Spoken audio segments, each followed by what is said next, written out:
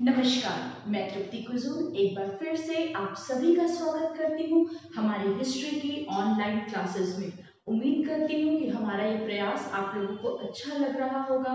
सारे टॉपिक्स जो हैं वो हम एक एक करके उसको कंप्लीट करा रहे हैं इस वीडियो सीरीज में। इतिहास से संबंधित इस तरीके से हमने जो लाइन से प्राचीन भारत प्रारंभ किया था, उसके बाद प्राचीन भारत के बाद में मध्यकालीन भारत हमने खत्म किया और अब हम अपने आधुनिक भारत के प्रारंभिक दौर में हैं। तो मैं उम्मीद करती हूँ कि जिस तरीके से हम सीक्वेंस वाइज चल रहे हैं, आप लोगों को हर एक चैप्टर समझ में आ रहा होगा। और आप लोगों से रिक्वेस्ट है कि प्लीज आप लोग क्या करो, जो भी नोट्स बनवाए जा रहे हैं, जो भी वीडियोस हो रहे हैं, आपको आज मैंने सारे नोट्स जो है वो ग्रुप में शेयर कर दिया है, डाल दिया है मैंने पीडीएफ, तो आप उसमें से नोट देख लीजिए। लेकिन उसको कॉपी में भी बनाइए और आपके नोट्स में बहुत अच्छे से चीज़ें हैं, लेकिन मैं जो आप लोगों को बता रही हूँ इस वीडियो के माध्यम से वो आपको चीज़ें एक्सप्लेन करके बता रही हूँ। तो आपके जो शॉर्ट पॉइंट्स लिखे हुए हैं नोट्स में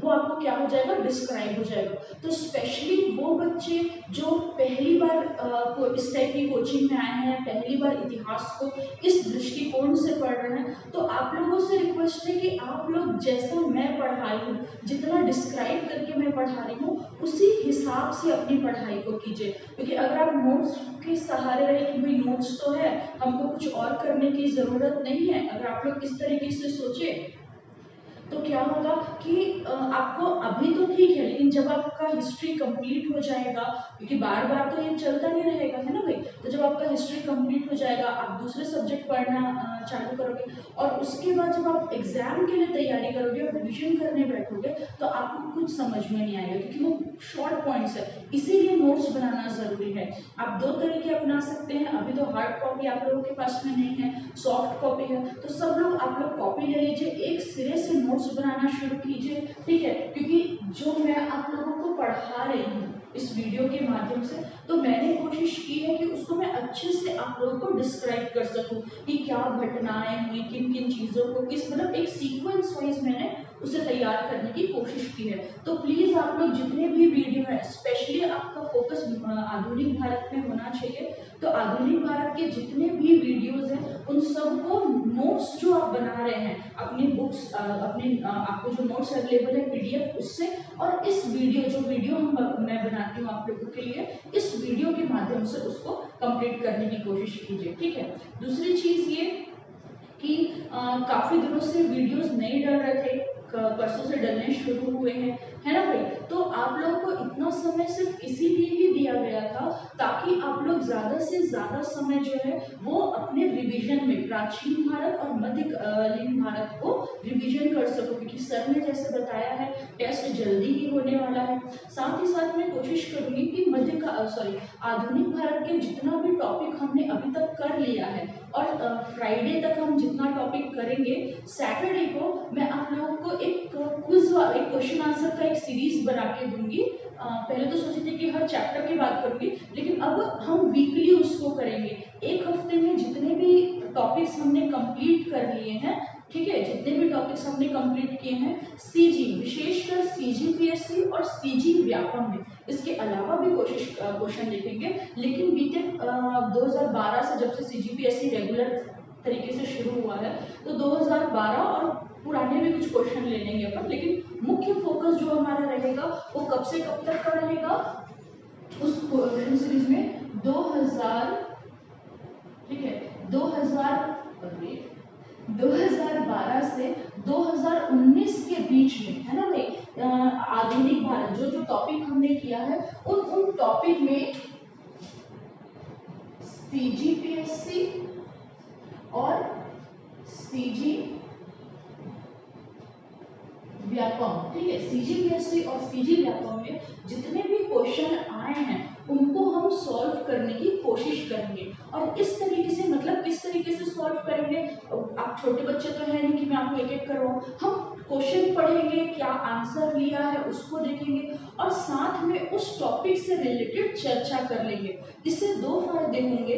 पहला तो ये कि आपके जो क्वेश्चंस हैं, है ना भाई, जो आपके एमसीक्यूज हैं वो कंप्लीट होते जाएंगे धीरे धीरे करके, आधुनिक भारत के पहली चीज। और दूसरी चीज इसका फायदा ये होगा कि आप एक हफ्ते का आपको पूरा रिवीजन हो जाएगा। ठीक है, तो हम अपने सैटरडे को वो वीडियो को मैं डालूंगी आप लोगों के लिए। उसके लिए तैयारियां चल रही हैं, नोट्स मैंने कुछ क्वेश्चंस अरेंज करके रखा हुआ है, उसको और अच्छे से आप लोगों के लिए बना रही हूँ, इसलिए समय लग रहा है। तो हम सैटरडे को ये क्लास करेंगे, इसलिए आप लोगों के लिए ये मस्ट होगा। ठीक है, उस वीडियो को हर एक को देखना है, उस वीडियो को अच्छे से समझना है, क्योंकि वो आपके लिए शॉर्ट में सारी चीजें तैयार होगी। और ये इम्पोर्टेंट है कि आप मान के चलिए, जितना भी हम सीजीपीएससी का पैटर्न देखते हैं, है ना भाई, उसमें काफी सारे रिपीटेड क्वेश्चन होते हैं, जिनको या तो वो कई बार वैसे का वैसे पूछ लेता है, कभी घुमा के दूसरे तरीके से पूछता है। तो भाई जो क्वेश्चन ऑलरेडी एक बार आ चुका है और वो फिर से अगर आए, तो ऐसे क्वेश्चन क्यों गलत है आपके? ठीक है, समझ आ रही मेरी बात? तो इसीलिए हम उन चीजों को ध्यान रखेंगे, और वो क्लास जो है हम सैटरडे से शुरू करेंगे। ठीक है, चलिए, तो आज हम जो पढ़ेंगे वो टॉपिक है हमारा 1857 की क्रांति। इससे पहले हमने देखा है ब्रिटिश साम्राज्य को देखा, ठीक है, किस तरीके से उनका आगमन हुआ, किस तरीके से उन लोगों ने काम किया। फिर हमने देखा कि भारत के जो स्वतंत्र राज्य थे उनके साथ कैसे उनका संघर्ष हुआ, किन किन नीतियों के द्वारा वो एक एक को हड़पते रहे। ठीक है, हमने ये सारी चीजें कर ली हैं। हमने आपका मराठा साम्राज्य को भी देख लिया है, और सिख भी मैंने कंप्लीट करा दिया है। तो अब जो हम पढ़ेंगे आज की क्लास में वो है हमारा 1857 की क्रांति। इससे पहले के चैप्टर्स में जो हमने देखा वो बेसिक इतिहास था, कब का? हमारे 1857 से पहले का। अब हम देखते हैं कि जो 1857 की पृष्ठभूमि क्या है। ठीक है, तो जब 1857 की बात करते हैं तो मुख्य रूप से ये विद्रोह जो है वो भारत के उस वर्ग में प्रारंभ हुआ जिसको लोग ज्यादा अहमियत नहीं देते हैं। अगर तात्कालिक कारणों की बात करें तो वो तो था मेरठ में सिपाही विद्रोह, लेकिन हम देखते हैं कि 1857 की क्रांति जो है वो सिर्फ मतलब कैसे बोलना चाहिए कि सिर्फ सिपाहियों को कारतूस, है ना, चर्बी युक्त कारतूस जो है वो बस इसका कारण नहीं हो सकता। जो बेंजामिन डिज़रायली है उन्होंने भी ये कहा था कि सिर्फ चर्बी युक्त कारतूस किसी भी क्रांति का कारण, केवल वही कारण नहीं हो सकता। हाँ, ये जरूर हो सकता है कि वो एक तात्कालिक कारण के रूप में उभरे। ठीक है, तो इस दौर में क्या था कि अंग्रेज जो थे धीरे धीरे करके उन्होंने भारत के अधिकांश क्षेत्रों पर शासन कर लिया था। ठीक है, राज्य कर लिया था। जब हम मुगल काल को देखते हैं या मराठा को देखते हैं या और भी दूसरे राजवंशों को देखते हैं, तो भले से मौर्यों को भी हम देखते हैं, तो हम जितने भी देखें तो हम पाते हैं कि इनका विस्तार डेफिनेटली हुआ था, लेकिन मुख्य रूप से मध्य भारत और उत्तर भारत के क्षेत्र में हुआ था। लेकिन बहुत बार ऐसा हुआ कि जो भारत का दक्षिणी भाग है ना, वहां पर उतना प्रभावशाली ढंग से शासन नहीं कर पाए कोई भी। लेकिन अंग्रेजों की जब हम बात करते हैं तो हम देखते हैं कि उन्होंने सबसे पहले वहीं से ही प्रारंभ किया था, है ना भाई, मद्रास, केरल, पांडिचेरी, तो ये वाला जो क्षेत्र है उन लोगों ने वहीं से ही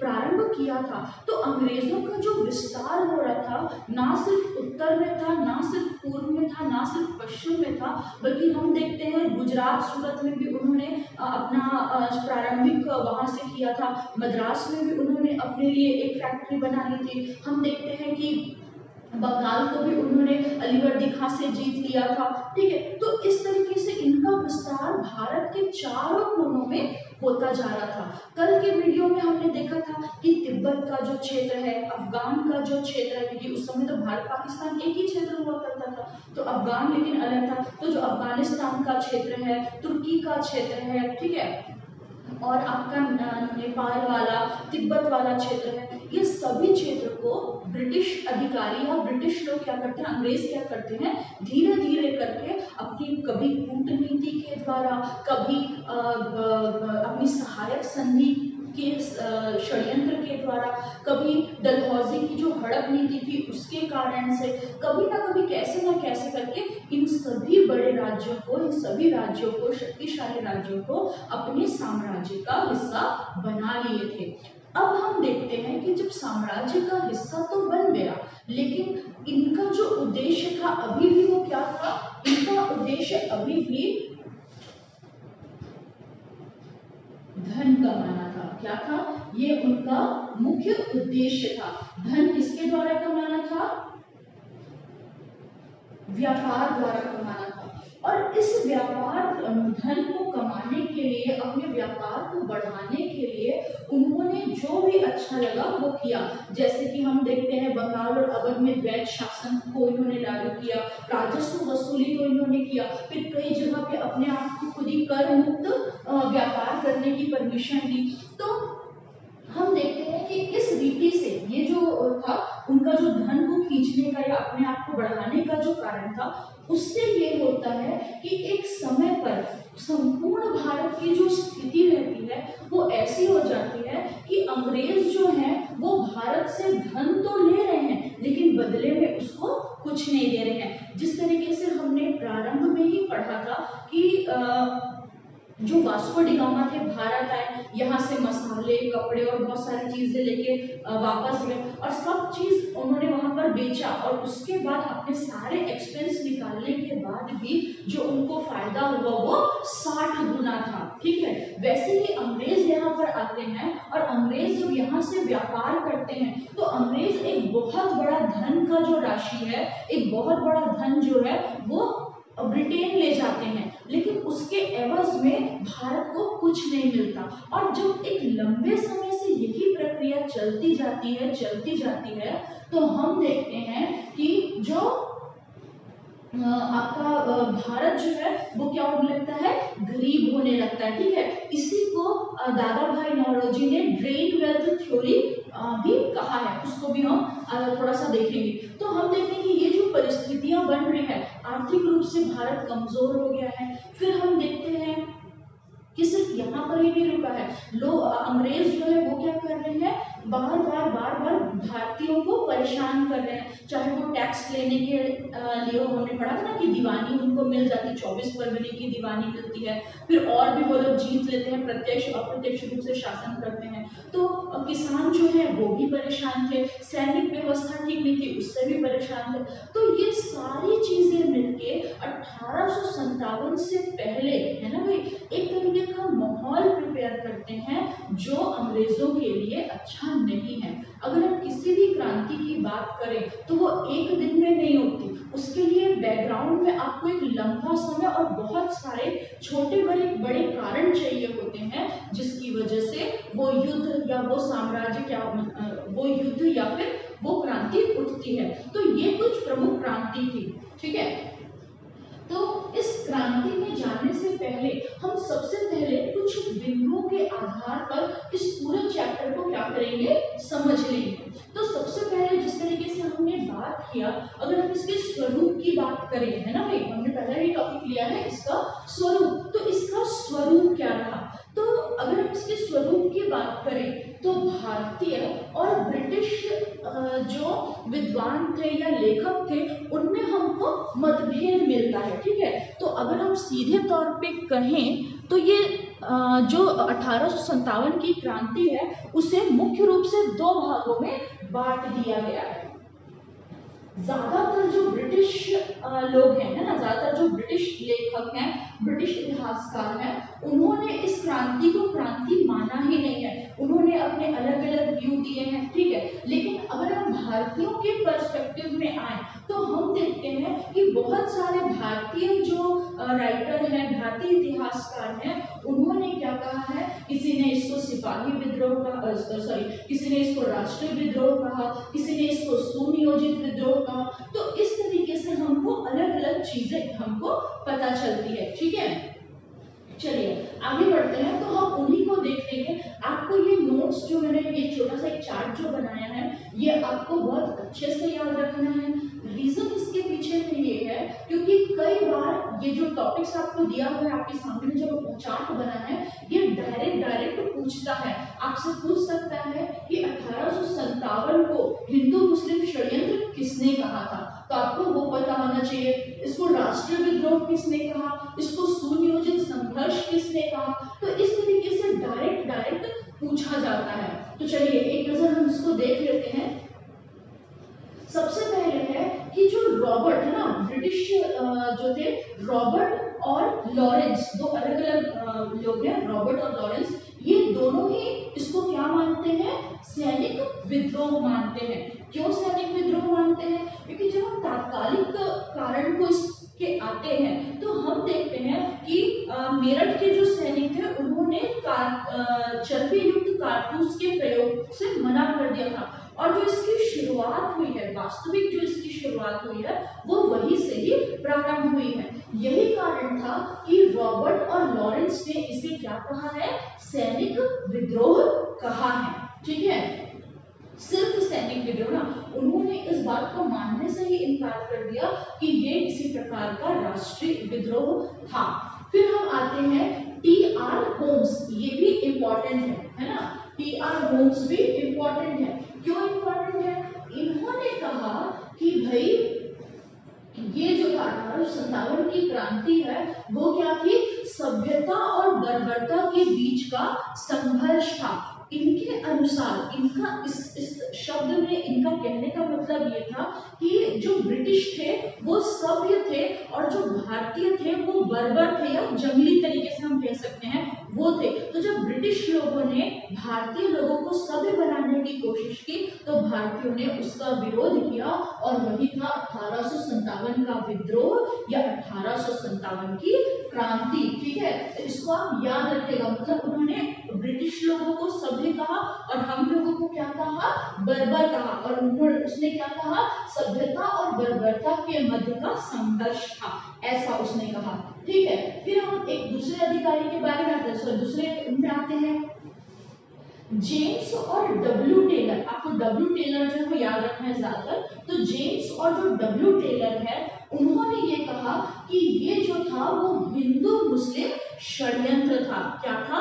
हिंदू और मुस्लिम षड्यंत्र था। तो इसके अनुसार ये हुआ, इसका ये कहना था कि जो 1857 की क्रांति थी वो वास्तव में हिंदू लोगों के बीच, जो हिंदू है वो और जो मुस्लिम है वो, इन दोनों ही मिलके अंग्रेजों के लिए क्या किए हैं, ये लोग षड्यंत्र किए हैं। ठीक है, उस षड्यंत्र को कहा गया। इसके पीछे एक रीजन ये भी कहा जाता है, जब हम 18वीं शताब्दी को देखते हैं तो उस समय पर हमको ये भी पता चलता है, ये जो 1800 का पूरा दौर चल रहा था कि ईसाई मिशनरियों को भी भारत में आके प्रचार करने की अनुमति दी गई थी। तो इसके आधार पर भी उन्होंने कहा कि ये हिंदू मुस्लिम का षड्यंत्र था ताकि अंग्रेजों को नुकसान पहुंचा सके। चलिए फिर हम आगे देखते हैं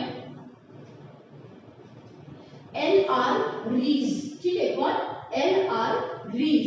एल.आर. रीज कैसे कहते हैं, क्या कहते हैं? इनका भी कहना था कि ईसाइयों के विरुद्ध एक युद्ध था, क्योंकि मैंने जैसे बताया आप लोगों को कि ईसाई धर्म का प्रचार अब होने लगा था। उस प्रचार पे विश्वास करके लोग जो है वो ईसाई धर्म ग्रहण करने लगे थे। ठीक है, तो उसके संदर्भ में भी इसने कहा, एल.आर. रीज ने कहा कि ये ईसाइयों को दबाने का, ईसाइयों के लिए कुछ खराब करने का एक क्या है, एक संघर्ष है। ठीक है, लेकिन वास्तविकता थी क्या ये? नहीं, ये वास्तविकता नहीं थी, क्योंकि अगर जब हम इसके आगे कारणों को देखेंगे, इसके स्वरूप को देखेंगे, तो इस टाइप की चीजें तो हमको धर्म से संबंधित चीजें तो मिलती ही नहीं है। ठीक है, कुछ कारण है जिसको मैं आप लोगों को डिस्क्राइब करूंगी, लेकिन इस तरीके का हमको कुछ नहीं मिलता। फिर हम आगे बढ़ते हैं। अब हम एक और नाम है जिसको आपको याद रखना, मैं इसमें मेंशन नहीं कर पाई हूँ। उनका नाम है आर.सी. मजूमदार। ठीक है, क्या आर.सी. मजूमदार। इनके अनुसार है ना, ये जो राष्ट्रीय संग्राम था ये प्रथम राष्ट्रीय स्वतंत्रता संग्राम न तो प्रथम, मतलब ये जो राष्ट्रीय संग्राम था वो न तो प्रथम था और ना ही राष्ट्रीय था और ना ही स्वतंत्रता संग्राम था। उन्होंने बस इतना ही किया, ना तो ये प्रथम था और ना ही ये क्या था, राष्ट्रीय था और ना ही ये स्वतंत्रता संग्राम था, क्योंकि बहुत से राइटर या बहुत से इतिहासकार जो है इसे प्रथम स्वतंत्रता संग्राम के रूप में भी अपनाते हैं, क्योंकि काफी बड़े स्वरूप में क्या हुआ था, ये हुआ था। और ये जो है आरसी मजूमदार का आपको याद रखना है, क्योंकि ये पूछता भी है, पूछा है पूरा पहले भी, ठीक है। अब हम आ जाते हैं बेंजामिन डिज़रायली। तो ये ब्रिटिश थे, लेकिन उसके बाद भी हम देखते हैं कि बेंजामिन डिज़रायली जो है वो इसको क्या कहते हैं, राष्ट्रीय विद्रोह कहते हैं। जब 1857 की क्रांति खत्म होती है और इसका मंथन ब्रिटेन के संसद में होता है ना भाई, क्योंकि हम देखते हैं कि 1857 की क्रांति जब दबा दी जाती है उसके बाद कंपनी का शासन समाप्त हो जाता है और अब भारत जो है वो सीधे ताज या क्राउन के अंडर, मतलब ब्रिटिश जो क्या बोलते हैं संसद है उसके अंदर आ जाता है। तो जब वहां पर इसके बारे में चर्चा होती है तो वहां पर बेंजामिन डिज़रायली कहते हैं, दो कथन उनके बहुत इंपॉर्टेंट है। पहला तो ये, वो ब्रिटिश होने के बाद भी इस बात को मानते हैं कि भाई जो ये विद्रोह था है ना, जो 1857 का विद्रोह था वो एक राष्ट्रीय विद्रोह था। कारण उसके पीछे में ये था कि अगर हम भारत का मैप देखें तो ये बंगाल का जो दमदम क्षेत्र है वहां से प्रारंभ होता है, बैरकपुर जाता है, उसके बाद अवध जाता है, अवध से वो दिल्ली चला जाता है, फिर दिल्ली से फिर झांसी में भी जाता है। और हम इसके विस्तार को जब देखेंगे तो इसको भी पढ़ेंगे है ना भाई। झांसी चला जाता है, फैजाबाद लखनऊ की तरफ बढ़ता है और कहाँ बढ़ता है, इलाहाबाद में। भारत का जो मध्य भाग है वो बरेली, मेरठ, दिल्ली, कानपुर, ठीक है, जगदीशपुर, तो इन सब एरिया में भी ये क्या करता है, अपना विस्तार को लेके जाता है। तो भारत का ये एक बहुत बड़ा पार्ट है, इसलिए उन्होंने कहा कि ये जो था वो एक कोई छोटा मोटा विद्रोह नहीं था। और इसमें कौन कौन लोगों ने भाग लिया, तो सैनिकों ने भी भाग लिया, कुछ जमींदारों ने भी भाग लिया, किसानों ने भी इसका भाग लिया, ने भी भाग लिया। हालांकि भारत का जो एक मुख्य रूप से जो शिक्षित मध्यम वर्ग था उसने अपने आप को इस विद्रोह से अलग रखा, मगर उसके बावजूद भी ये तीनों चारों कैटेगरी के जो लोग हैं, इस सेक्शन में जो लोग आते थे उन्होंने इसमें क्या लिया, भाग लिया। और यही कारण था कि बेंजामिन डिज़रायली ने इस क्रांति के लिए, 1857 की क्रांति के लिए राष्ट्रीय विद्रोह का जो टर्म है ना, इन शब्दों का प्रयोग किया, राष्ट्रीय विद्रोह शब्द का प्रयोग किया।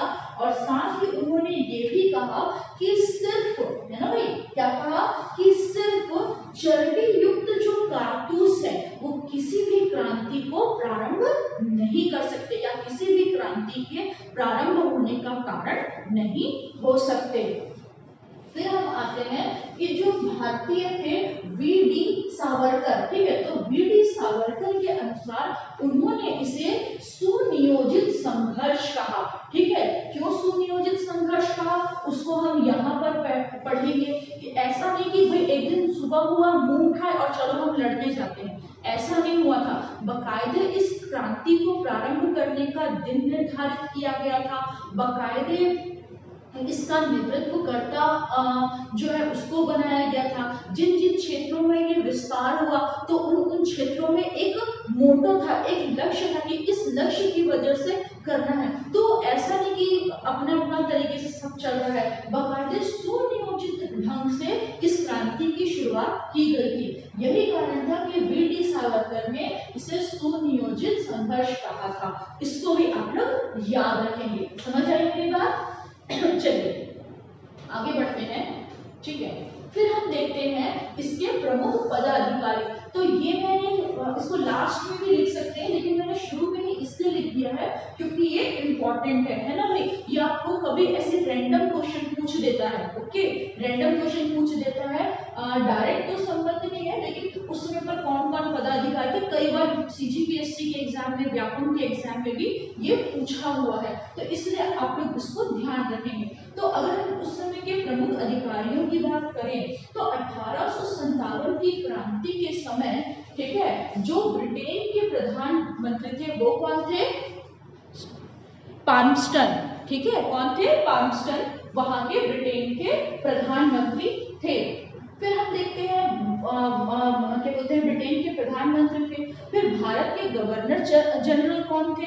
तो भारत के गवर्नर जनरल थे लॉर्ड कैनिंग। ठीक है, कौन थे? लॉर्ड कैनिंग थे।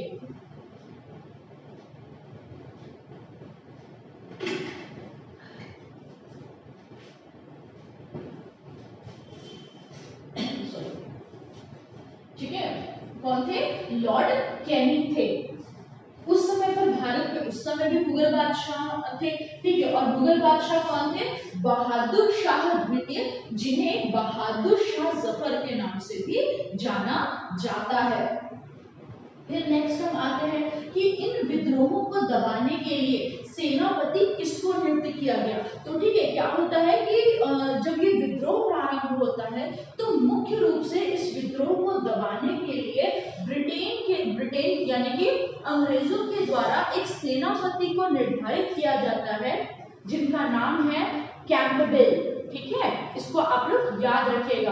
फिर हम देखते हैं कि विद्रोही प्रतीक क्या था। विद्रोही लोग जो थे वो रोटी और कमल को प्रतीक के रूप में मानते थे। ठीक है, प्रतीक मानते थे। इसमें एक पॉइंट और आप लोग मेंशन करेंगे कि मुगल बादशाह तो थे, लेकिन विद्रोहियों का वास्तविक नेतृत्व किसने किया था? तो विद्रोहियों का वास्तविक नेतृत्व मुगल बादशाह बहादुर जफर के सेनापति किसने किया था? बैरम खां ने किया था। याद रखिएगा, बैरम खां जो थे वो वास्तविक नेतृत्व करता थे। ओके, चलिए आगे बढ़ते हैं। तो इनको आप लोग अच्छे से मतलब एकदम रट के घोट के पी जाना। ठीक है, इसको अच्छे से याद कीजिए क्योंकि इससे डायरेक्ट क्वेश्चन आता है। चलिए आगे बढ़ते हैं। अब हम आते हैं, हम थोड़ी चर्चा तो की थी, बैकग्राउंड को देखा था, लेकिन अब हम और विस्तृत तरीके से इसको समझने की कोशिश करेंगे कि 1857 की क्रांति के पीछे कारण क्या थे। अगर मैं इसकी क्रांति की बात करूं तो मैं इसे कुछ भागों में, सिर्फ मैं नहीं लेकिन इतिहासकार जो है वो इसे कुछ बिंदुओं के आधार पर बांटते हैं। उनका ये है कि सिर्फ एक ही कारण नहीं है, ठीक है, कई और कारण हैं, जैसे कि राजनीतिक कारण, आर्थिक कारण, सामाजिक कारण, धार्मिक कारण, सैन्य कारण और तात्कालिक कारण। ठीक है, तो इन सभी की चर्चा हम आज के इस चैप्टर में करेंगे और ये आप लोगों को बहुत अच्छे से और बहुत विस्तार से समझना है। कारण इसके पीछे में ये है कि आपको आजकल जिस तरीके का क्वेश्चन पैटर्न बना है ना भाई, जिस तरीके का क्वेश्चन पैटर्न बना है उस तरीके से हम देखें तो आजकल आपको इस तरह से घुमा के मतलब फैक्ट तो पूछता है, लेकिन फैक्ट के साथ साथ ज्यादा कुछ क्वेश्चंस आप देखोगे, स्पेशली टूट वाले क्वेश्चन, वो आपको सोचने पे मजबूर करता है। ठीक है, वो आपको ये अवसर देता है कि आप सिर्फ फैक्ट याद करके बस मत जाओ, बल्कि अपनी सोच को भी बढ़ाओ और उस आधार पे भी चीजों को करो। तो यही कारण है कि मैंने इनको ऐसे अलग अलग सेक्शंस में बांट दिया है और ज्यादा नहीं है, सब में 2-3 पॉइंट है, उसको हम याद करेंगे। ठीक, चलिए, तो अब हम अगर इसके राजनीतिक कारण को देखें तो राजनीतिक कारण में सबसे इंपॉर्टेंट जो है वो है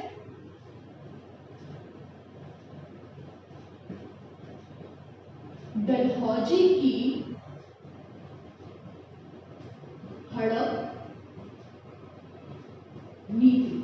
ठीक है, इसकी डलहौजी की हड़प नीति। अगर हम डलहौजी की हड़प नीति को देखें तो हम देखते हैं कि डलहौजी ने क्या किया था, कहीं पर कुशासन का आरोप लगाकर, कहीं पर दत्तक पुत्रों को क्या बोलते हैं वैलिड नहीं मानकर, मतलब ये नहीं, मतलब उसका ये कहना था कि अगर स्वयं के पुत्र है वही उत्तराधिकारी हो सकते हैं, लेकिन अगर दत्तक पुत्र या गोद लिया हुआ पुत्र है तो उसको जो शासन में नहीं आने देंगे और वो साम्राज्य जो है वो ब्रिटिश सत्ता के अधीन हो जाएगी।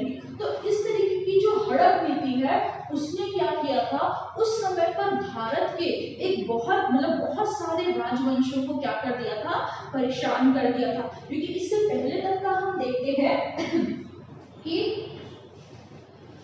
हैं कि राजा महाराजा क्या करते थे, उनके पुत्र हुआ करते थे, है ना भाई, उनके पुत्र शासक होते थे। और अगर उनके पुत्र या पुत्री नहीं है तो वो क्या किया करते थे, दत्तक पुत्र, है ना, किसी को दत्तक पुत्र गोद लिया करते थे, अपने किसी रिश्तेदार को या कुछ, उसको दत्तक पुत्र के रूप में बनाते थे और वही पुत्र शासन में उत्तराधिकारी होता था और उसके बाद में शासक बनता था। तो डलहौजी ने इस नीति को समाप्त कर दिया।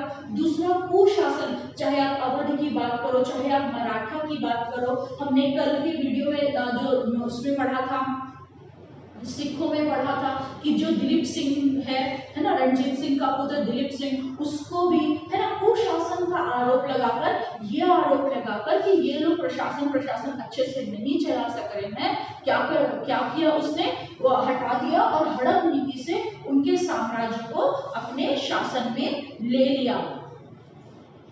दूसरा हम इसमें पॉइंट देखते हैं,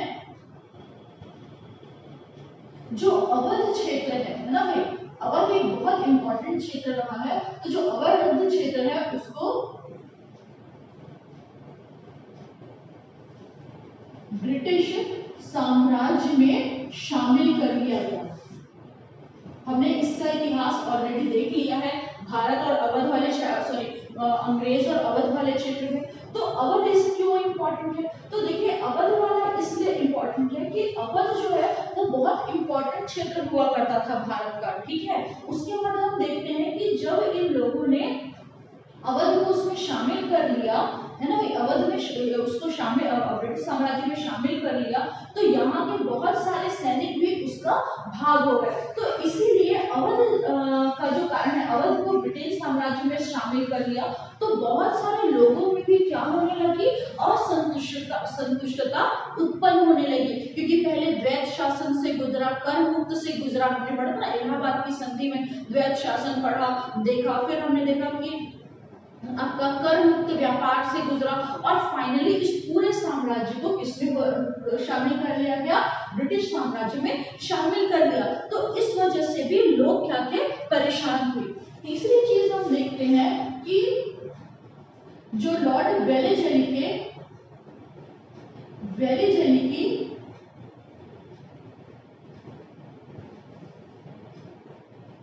ठीक है, वेलेजली की जो सहायक संधि है, कल के भी हमने देखा था, वाडियार, पहले की वीडियो में हमने देखा था कि वाडियार वंश के शासक कब पढ़े थे हम, मैसूर के साथ में जब हम पढ़ रहे थे कि आपके रिवीजन, है ना, याद रखिएगा, हमको हर बार जब आती है तब हमको पीछे जाना है ना भाई, जाना है कि नहीं, हमको पीछे जाना है। तो वहां पर भी हमने देखा था कि जो मैसूर के साथ जब अंग्रेजों का युद्ध हुआ और क्या बोलते हैं आपके टीपू सुल्तान की हत्या हो जाती है, टीपू सुल्तान की मृत्यु हो जाती है, तो टीपू सुल्तान की मृत्यु के बाद शासन जो है वो वापस किसको आ जाता है, वाडियार वंश के शासक को आ जाता है।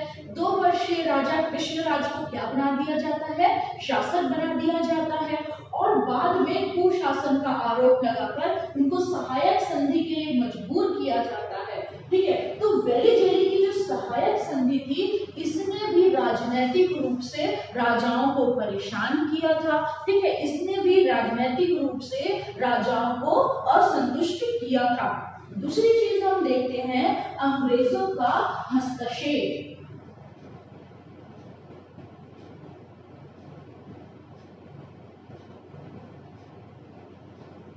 अंग्रेजों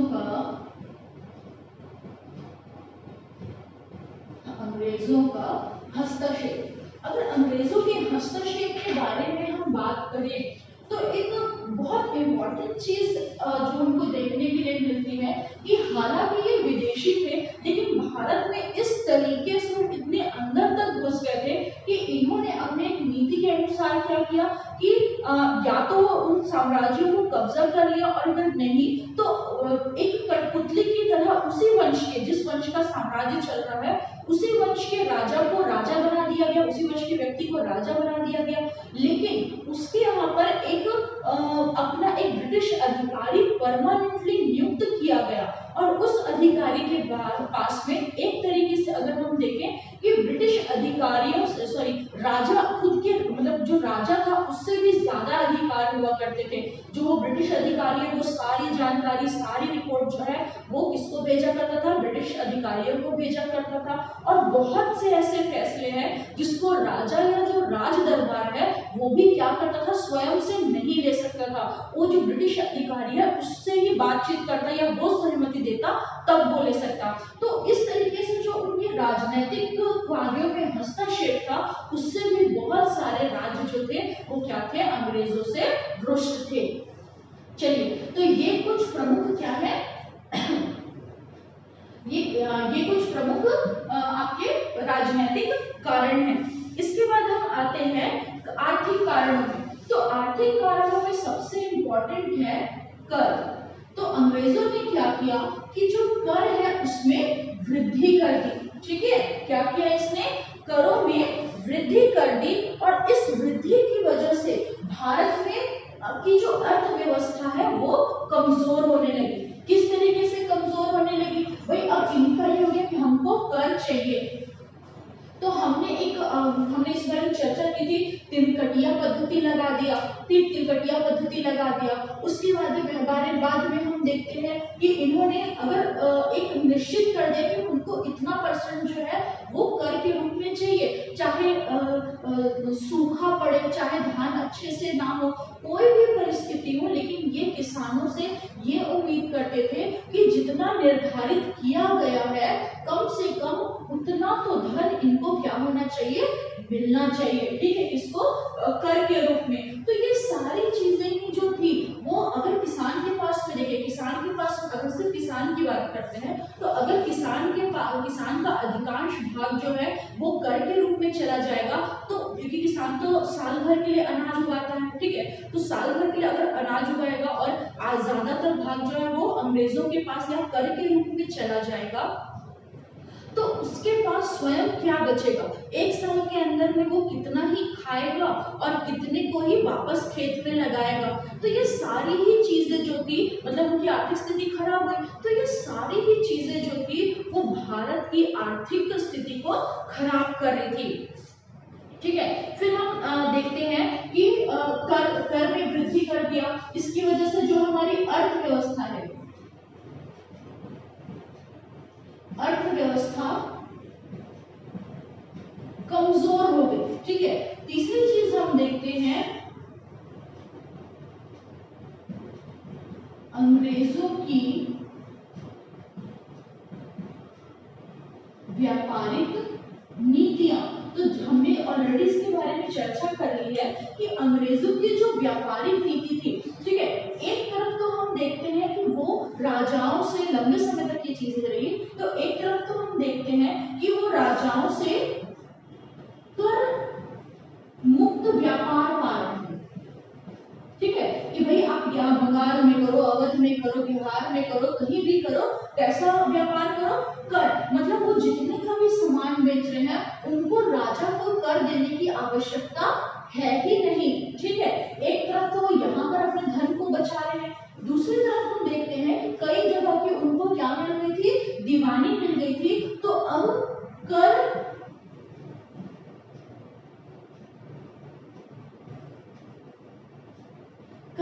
वसूल करने का जो अधिकार है ना, कर वसूल करने का जो अधिकार है इनके पास में, कर वसूल करने का अधिकार ये भी इनके पास चला गया था। तो एक तरफ तो वो कर दे ही नहीं रहे थे बड़े राजाओं को, और दूसरी तरफ कई क्षेत्रों से कर वसूल कर रहे थे। और भाई आप एक तो दोगे नहीं तो हमको इनकम नहीं हुई, दूसरा आप हमसे ही पैसे ले लोगे तो हमारे और धन चला गया। तो ये सारी चीजें मिलकर क्या करती जा रही थी, जो कृषि है, सॉरी, जो भारत की अर्थव्यवस्था है उसको कमजोर बनाते जा रही थी। कृषकों की जो कृषक है उनकी कृषि जो कर है उसको भी बहुत ज्यादा बढ़ा दिया गया था। भारत के जो व्यापारी हैं, है ना, तो ब्रिटिश व्यापारियों की बात हुई, भारत के जो व्यापारी हैं उनके भी करों को क्या कर दिया गया था, बढ़ा दिया गया था। तो ये सारे कारण मिलकर इन सभी वर्गों को असंतुष्ट करते हैं और भारत की जो अर्थव्यवस्था रहती है उसको कमजोर बनाते हैं। फिर हम आते हैं इसके सामाजिक कारणों पर। चलिए, तो सामाजिक कारणों को अगर हम देखें, ठीक है, तो हम एक बहुत इंपॉर्टेंट चीज पाते हैं कि अब अंग्रेजों ने क्या किया था, सामाजिक हस्तक्षेप प्रारंभ कर दिया था। लोगों को अब ये बताने लगे थे कि तुमको कैसे उठना है, कैसे बैठना है, ठीक है। तो इस तरीके की जो चीजें थी वो बार बार आपका सामाजिक रूप से हस्तक्षेप किया जा रहा था, ठीक है। इसमें कुछ अच्छी चीजें भी थी, सब चीजों को गलत नहीं था। जैसे कि उन्होंने बहुत सारे सामाजिक कुरीतियों को भी समाप्त करने की कोशिश की, जैसे कि बाल विवाह, ठीक है। इसमें बाल विवाह जो है उस पर रोक लगाया गया। दूसरा हम देखेंगे सती प्रथा, ठीक है। 1928 जो सती प्रथा है ना, सती प्रथा जो है उस पर भी रोक लगा दिया गया। तो इस तरीके, उसके बाद में हम देखते हैं कि आपका विधवा विवाह,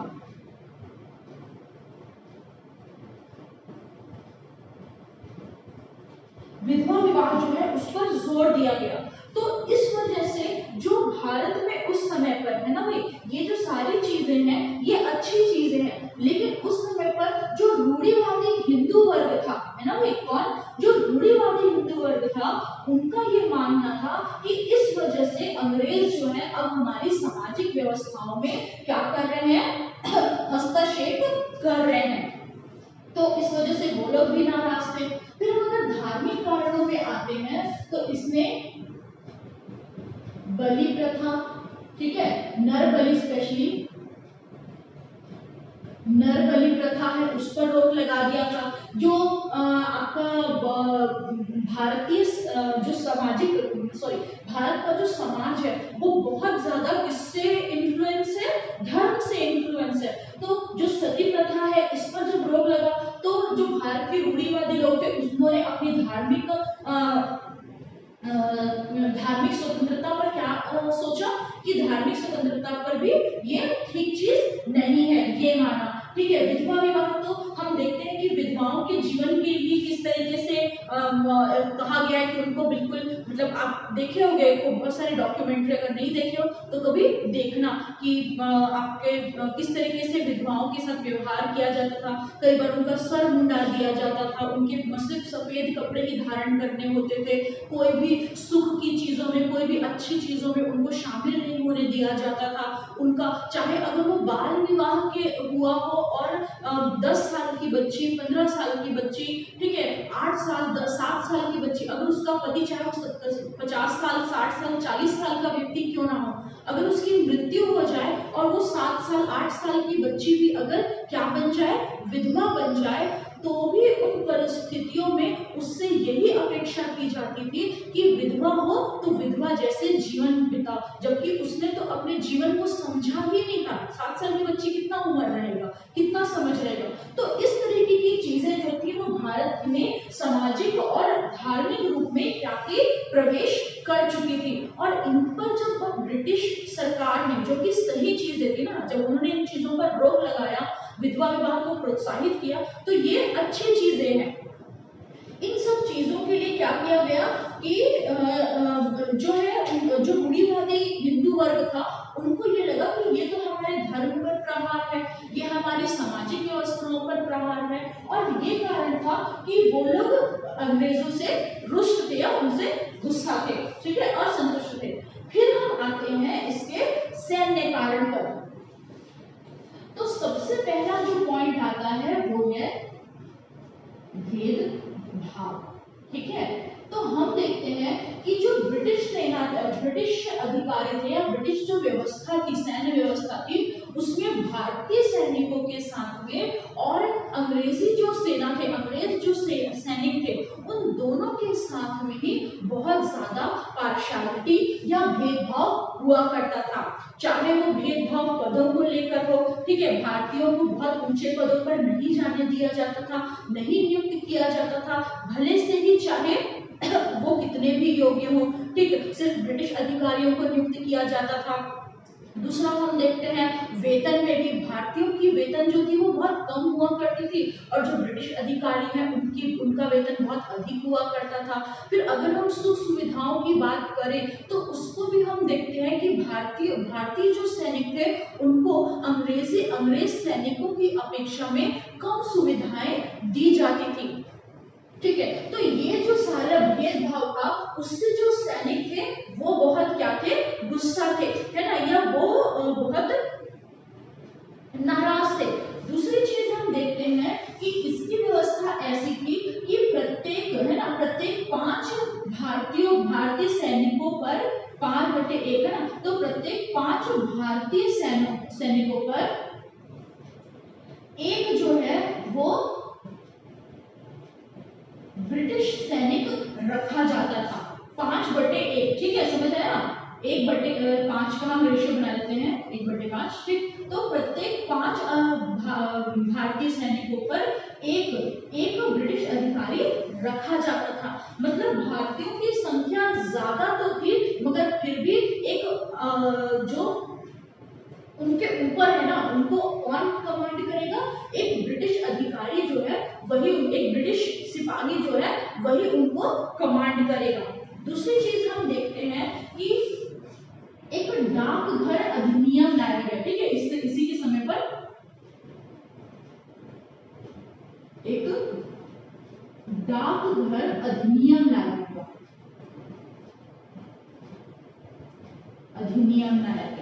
ठीक है। तो इस डाकघर अधिनियम के तहत ये हुआ कि भाई डाकघर अधिनियम जब लाया गया तो उसमें ये कहा गया कि जितने भी अधिकारी हैं, है ना, सॉरी, जो सिपाही है उनके पास में एक अधिकार हुआ करता था कि वो फ्री ऑफ कॉस्ट, बिना किसी पैसे के अपने परिवार वालों को पत्र लिख सकते थे। और काफी लंबे समय से ये व्यवस्था जो थी वो क्या कर रही थी, चली आ रही थी, ठीक है। लेकिन हम देखते हैं कि इस समय पर क्या किया गया था, इस डाकघर अधिनियम के द्वारा क्या किया गया था कि जितनी भी मतलब ये जो व्यवस्था थी फ्री में उनको लेटर लिखने वाली, तो इस व्यवस्था पर रोक लगा दी गई, ठीक है। कि आप इस पर रोक लगा दी गई, उनको फ्री ऑफ कॉस्ट जो वो लेटर को पोस्ट कर सकते थे उस पर रोक लगा दी गई। इससे भी जो सिपाही थे या सैनिक जो थे वो क्या थे, परेशान थे।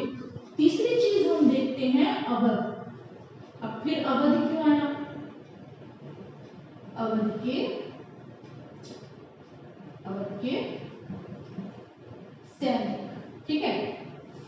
तो हम देखते हैं कि जो जो अंग्रेजों की सेना थी उसमें एक बहुत बड़ा वर्ग जो था वो अवध के, है ना भाई, अवध है ना, अवध के जो सैनिक हैं उनका था। उसके पीछे कारण ये था, है ना, उनके पीछे कारण ये था कि जब अवध को ब्रिटिश शासन में शामिल किया गया, जब अवध को ब्रिटिश भारत का हिस्सा बनाया गया, तो वहां से अधिकांश सैनिक जो है उनकी नियुक्ति किसमें की गई, जो इनकी सेना थी उसमें की गई। तो एक बहुत बड़ा वर्ग जो है वो यहाँ पर था।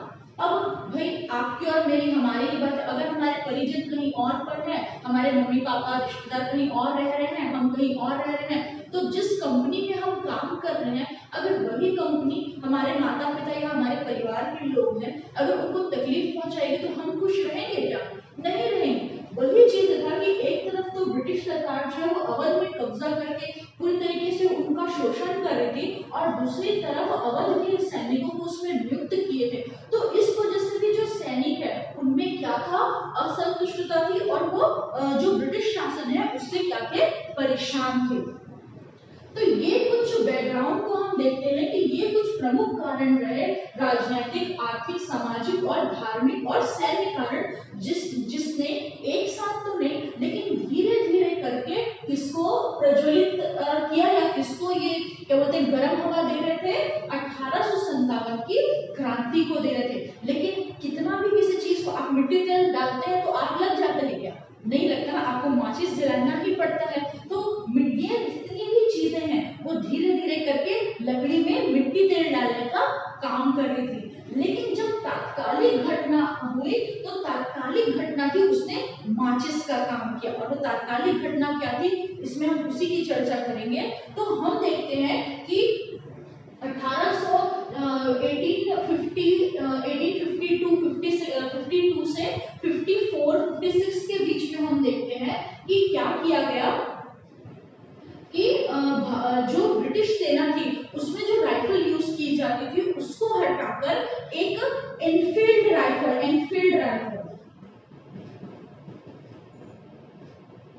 ठीक है, एक एनफील्ड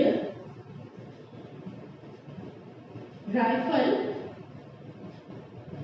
शामिल की गई। ठीक है, इसमें ब्रिटिश सेना में, अंग्रेजी सेना में एक एनफील्ड राइफल जो है वो शामिल की गई। और इस राइफल की बात ये थी कि इसमें जो कारतूस प्रयोग किया जाता था उसमें गाय और सुअर की चर्बी का प्रयोग किया जाता था। ठीक है, इसकी गाय और सुअर की चर्बी का प्रयोग किया जाता था। और क्योंकि जो अंग्रेजी सेना थी, ठीक है, उसमें एक बहुत बड़ा वर्ग जो था वो हिंदुओं का था, उसमें ब्राह्मण थे, मुस्लिम लोग भी थे। ठीक है, तो हम देखते हैं कि इनके लिए गाय की चर्बी को मुंह में लगाना, और मतलब जो इनफील्ड राइफल की जो कारतूस था उसको आपको मुंह से खोलना पड़ता था। तो हाथ से खोलना है तब भी ठीक है, लेकिन जब आपको मुंह से खोलना पड़ रहा है मतलब अगर आप उनके लिए कहीं ना कहीं धार्मिक भावनाओं का आहात करने वाली चीज थी, क्योंकि नॉनवेज तो नहीं खाते हैं ब्राह्मण, है ना भाई। तो इसलिए हम देखते हैं कि वो उनके लिए उनकी धार्मिक भावनाओं को आहात करने वाली चीज थी।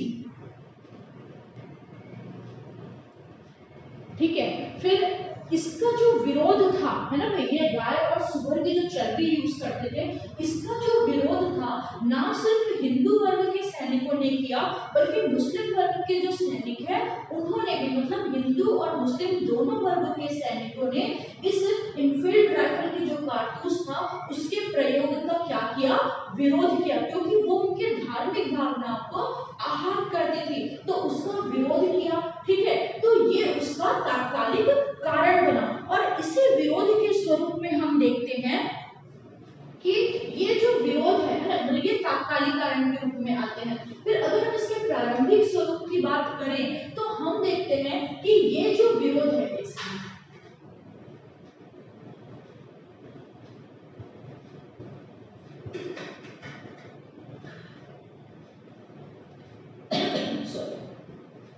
ठीक है, हम देखते हैं कि ये जो विरोध हो रहा है, ये विरोध जो है वो सबसे पहले बंगाल का जो क्षेत्र है वहीं पर जाता है। मतलब आप ये समझिए कि 1857 का जनवरी का महीना था, तो जनवरी के महीने में ये जो बातें हैं कि एनफील्ड राइफल में गाय और सुअर की चर्बी है, ये जो बातें हैं वो जो है बंगाल के दमदम क्षेत्र में क्या होती है, ये प्रारंभ होती है। वहां से ये बैरकपुर पहुंचती है। ठीक है, और हम देखते हैं कि बैरकपुर की पहुंचती है, वहां के सैनिक भी इसको मना करते हैं। और जब अंग्रेज अधिकारियों द्वारा उनकी बात नहीं मानी जाती या उनके साथ कुछ कड़ा व्यवहार किया जाता है, इस चीज को लेकर उनको फोर्स किया जाता है, सही शब्द होगा, उनको बाधित किया जाता है, उनको फोर्स किया जाता है कि नहीं तुमको इसको यूज करना ही है। ऐसी परिस्थिति में ये क्या करते हैं ठीक है, ऐसी परिस्थिति में क्या होता है कि वहां पर जो बैरकपुर इन्फेंट्री 34th इन्फेंट्री का जो सिपाही होता है मंगल पांडे, है ना, मंगल पांडे बहुत सुने हैं। जब मंगल पांडे मूवी आई थी तो बहुत सारे लड़के लोग लंबे लंबे बाल और मूंछ लेके घूमते थे। ठीक है, तो ये वही से मतलब यही घटना, यही मंगल पांडे को वो जो पिक्चर जो आई थी आमिर खान की उसमें एक्सप्लेन किया गया था या बताया गया था। तो हम देखते हैं कि बैरकपुर जो रेजिमेंट होता है वहां पर 34th है ना 34वीं इन्फेंट्री का जो सैनिक होता है मंगल पांडे, वो क्या कर देता है, बगावत कर देता है। वो बोलता है कि मैं जो है वो भाई इसमें मतलब इसका यूज करूंगा ही नहीं। ठीक है, विद्रोह कर देता है, करूंगा ही नहीं। और इस विद्रोह में भी आगे क्या करता है कि अधिकारी, ठीक है, कौन कौन, कैप्टन बाग और आपका ह्यूसन, है ना, ह्यूसन, कैप्टन बाग और ह्यूसन जो है इन दोनों की गोली मार देता है, बाद में इनकी मृत्यु हो जाती है। तो हम देखते हैं कि इसके विरोध में जो मंगल पांडे है इन दोनों की क्या कर देता है, हत्या कर देता है। तो जब बैरकपुर की इन्फेंट्री में ये घटना होती है तो इस घटना के बाद क्या होता है कि मंगल पांडे को गिरफ्तार कर लिया जाता है, उस पर बकायदे मुकदमा चलता है और मुकदमे के बाद में हम देखते हैं कि 29 मार्च 1857 को उसे फांसी दे दी जाती है। ठीक है, समझ में आ रहा है मेरा बात? क्या किया जाता है, उसने दो अंग्रेज अधिकारी बाग और ह्यूसन को मारा, गोली मार के उसकी हत्या कर दी।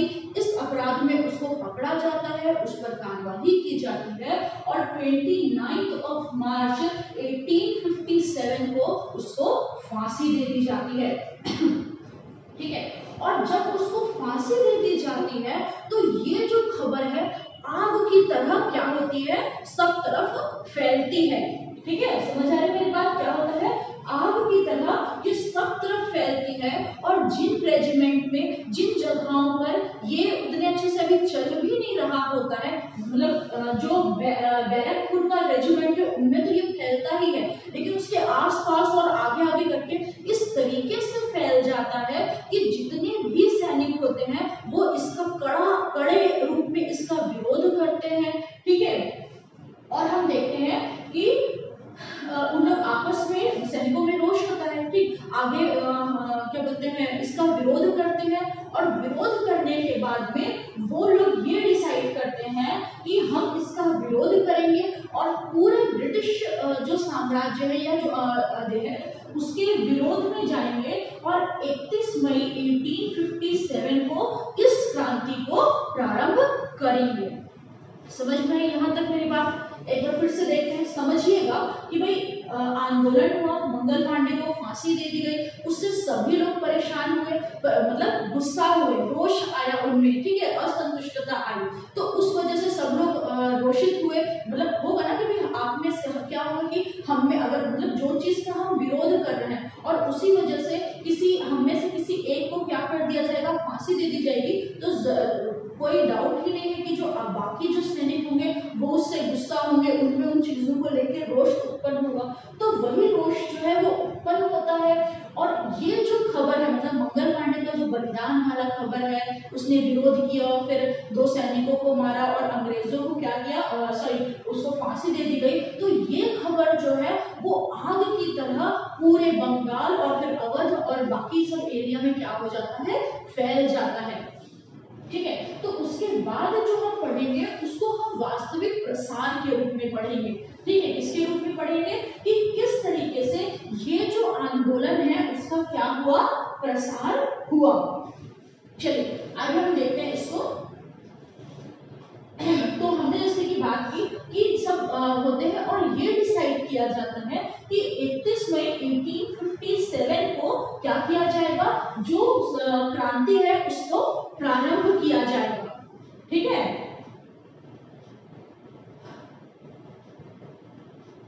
एक सेकंड ना, हाँ, इसको प्रारंभ किया जाएगा। लेकिन हम देखते हैं कि ये जो क्रांति है ना, 31 मई डिसाइड किया जाता है, लेकिन हम देखते हैं कि जो आपका मेरठ क्षेत्र होता है ना, ये मेरठ से, वास्तव में ये मेरठ से ही प्रारंभ हुआ था। तो जो मेरठ में हम देखते हैं कि जो मेरठ वाला रेजिमेंट होता है, मेरठ वाला जो क्षेत्र है, वहां पर जितने भी सैनिक इसका विद्रोह कर रहे होते हैं, वो बोलते हैं कि नहीं, हम चर्बी युक्त कारतूस का प्रयोग नहीं करेंगे। उनको क्या किया जाता है कि 9 मई को उन सभी सैनिकों पर कार्रवाई की जाती है और उनको क्या किया जाता है, गिरफ्तार कर लिया जाता है।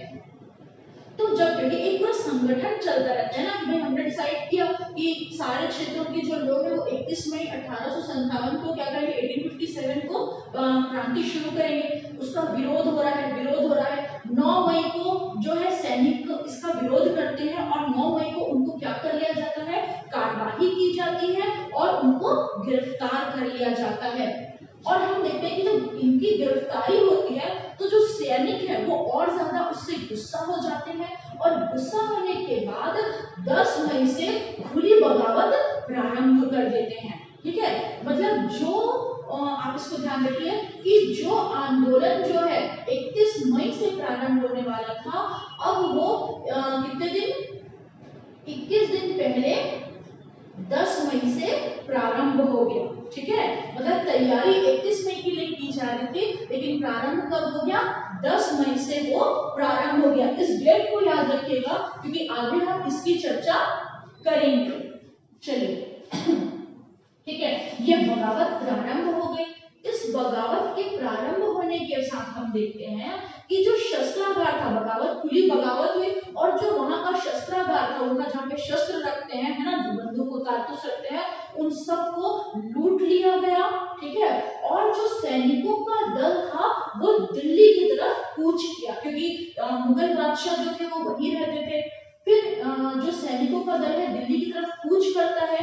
11 मई को वो दिल्ली पहुंचता है और ये घोषित करता है, क्योंकि उससे पहले अंग्रेजों से पहले तो मुगल बादशाह, मुगलों का ही शासन था, तो वो ये कहता है कि मतलब ये सैनिक ये मानते हैं 11 मई को वहां दिल्ली पहुंचते हैं और मुगल बादशाह किसको, बहादुर शाह जफर या बहादुर शाह द्वितीय को अपना नेता घोषित करते हैं और ये कहते हैं कि यही हमारे बादशाह है और यह हम उनके अंडर में ही आएंगे और विद्रोह को क्या करते हैं, प्रारंभ करते हैं। अगर हम इस विद्रोह की बात करें तो आपका मुगल बादशाह बहादुर शाह जफर को तो नेता बनाया गया था, लेकिन बहुत एज होने के कारण वो इतने सामर्थ्यशाली नहीं थे कि क्या कर सके, इस क्रांति का नेतृत्व कर सके।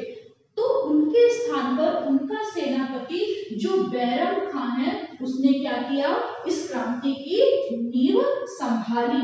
ठीक है क्या किया, इस क्रांति की नींव संभाली। जो ये क्रांति थी वो बहुत कैसे बोलना चाहिए, थोड़ी विध्वंसक हो गई थी। कारण इसके पीछे ये था कि जो सैनिक थे उन्होंने अंग्रेजों का वध करना प्रारंभ किया। मतलब जहां भी उनको अंग्रेज अधिकारी, अंग्रेज दिखते वो उनको सिर्फ मार देते। इस तरीके का कत्लेआम जो है वो प्रारंभ हुआ। साथ ही साथ दिल्ली पहुंचकर इन लोगों ने लाल किले को भी अंग्रेजों से छीन लिया, लाल किले पर भी कब्जा कर लिया। तो हम देखते हैं कि इसका जो प्रसार था वो इस तरीके से चला जा रहा था। अब एक और चीज आती है कि भाई जब प्रसार होगा इसका, इस स्थिति में जब इसका प्रसार होगा तो क्या अंग्रेज अधिकारी चुप रहेंगे?